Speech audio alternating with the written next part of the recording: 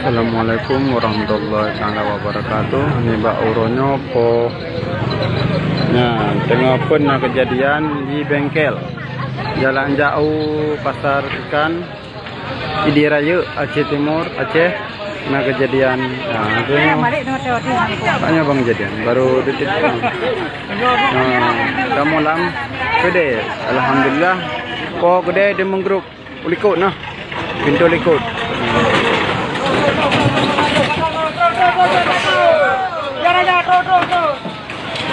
Lagi takut.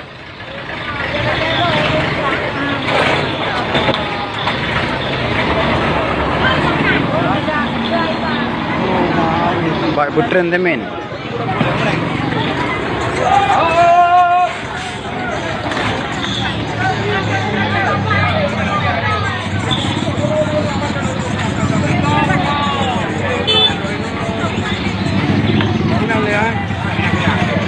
Banyaknya bang.